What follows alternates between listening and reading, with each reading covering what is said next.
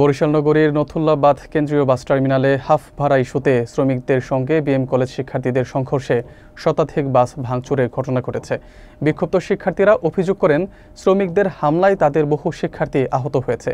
শ্রমিক পক্ষের দাবি, শিক্ষার্থীরাই প্রথমে উত্তেজনা সৃষ্টি করে পরিস্থিতি ঘোলাটে করে তোলে।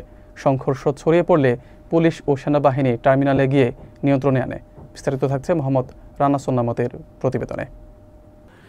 বরিশালের নথুল্লাবাদ কেন্দ্রীয় বাস টার্মিনালে হাফ ভাড়া নিয়ে বিরোধকে কেন্দ্র করে শ্রমিক ও সরকারি ব্রজমোহন কলেজের শিক্ষার্থীদের মধ্যে উত্তেজনা ছড়িয়ে পড়ে। শনিবার সন্ধ্যায় মুলাদি থেকে নগরীতে আসার পথে এক শিক্ষার্থী হাফ ভাড়া দিতে চাইলে তাকে শারীরিকভাবে লাঞ্ছিত করা হয়েছে বলে অভিযোগ ওঠে।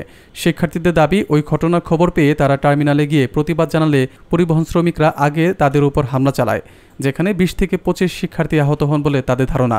উত্তেজনা বাড়তে থাকলে শিক্ষার্থীদের একটি অংশ টার্মিনালের ভিতরে গিয়ে বাস ভাঙচুর শুরু করে। এরপর শ্রমিকরাও পাল্টা প্রতিরোধ গড়ে তুললে পরিস্থিতি নিয়ন্ত্রণের বাইরে চলে যায়।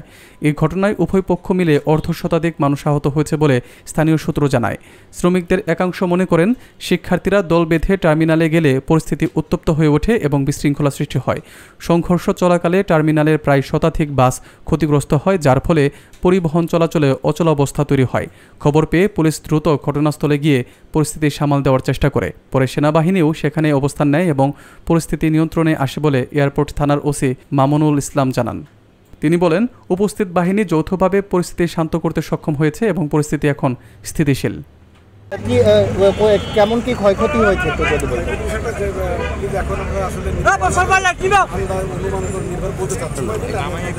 কোথায় ধরছেন দেখেন, দেশ টিভিটা কই আর আপনারটা কই ভাই, দুইটাই একসাথে। আপনারা তো ছিলেন না,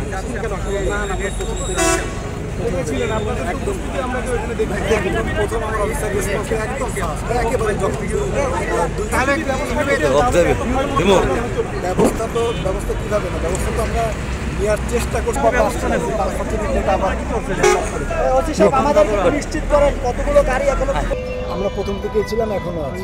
এখন কি আমরা বলতে পারি যে পরিস্থিতি আপনাদের নিয়ন্ত্রণে? এখন পরিস্থিতি নিয়ন্ত্রণে আমরা ভাবছি, এখন রাস্তাও ক্লিয়ার, আশা করছি সমস্যা হবে না। তার মানে 6 জেলার বাস চলাচল স্বাভাবিক, বরিশাল স্বাভাবিক ইনশাআল্লাহ।